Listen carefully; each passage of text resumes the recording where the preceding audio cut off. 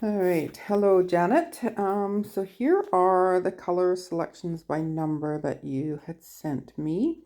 Now I know the reds, we had previously discussed that through email and text. So those are your reds that you've got.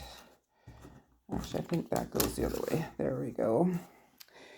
And then your black and white. So then the greens or the teals that you've chosen. So I'm just going to try and line them up. So we've got what's called a dusty teal on there, a forest green, and a yellow green, and another yellow green tinted. So those align fairly closely. I probably would actually have picked exactly the same colors. You do have a fifth green on your list of numbers, which is more of a soft sage color. And I mean, if you wanted to substitute it for one of them, to me, it almost looks like a little bit of an outlier given the group that you've selected. I notice on your instructions from, I'm not sure which barn quilt artist you got this from, but either way, from on the instructions, it does recommend how to get different tints and shades. So if you're planning on doing that, you may want to get this one as well. Or maybe get only 3 greens and then do some shading from there. Otherwise, those ones I like, so I'll just take so the numbers just for your information, 41, 12, 43, and 50. So I'll just set those aside. And then there's the warm yellow and the khaki tan, which I don't carry a true tan color, so I'm guessing that's where you're going to get into mixing some colors. The ones that you chose were number 48 and 58, and then a brown, which is 20. Now, this 48 is very much a light yellow. It's a lemony yellow. 58 is quite bright, sunshine bright. And given the pattern, I feel this one's almost too bright.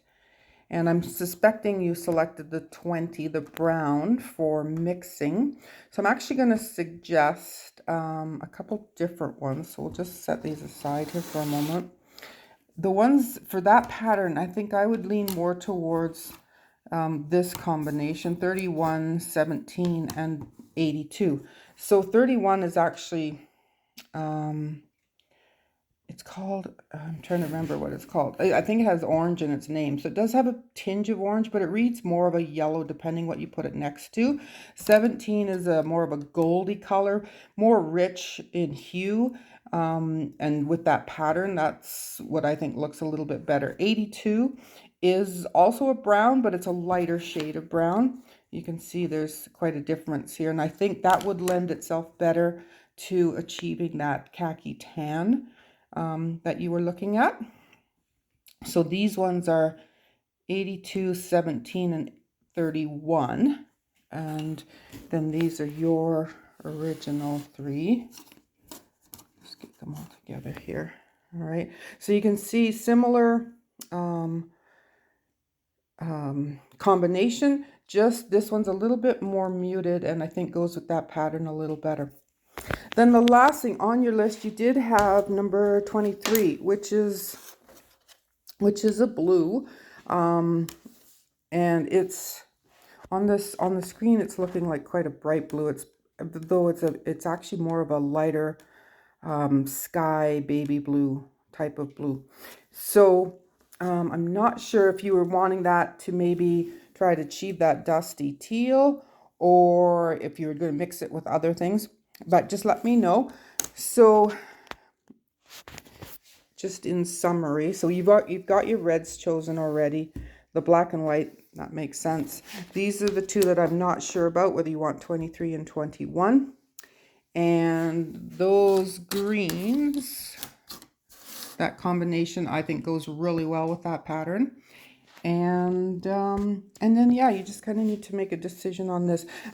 So the only way, or one of the reasons I'm cautioning you on this is this 58, this yellow will really stand out. It will really be the focus of that pattern if that's what you end up using. So you may want to, if you do use that one, then maybe, you know, mute it down a bit or go with the 17. At any rate, that's what I have for now, and let me know. Thank you.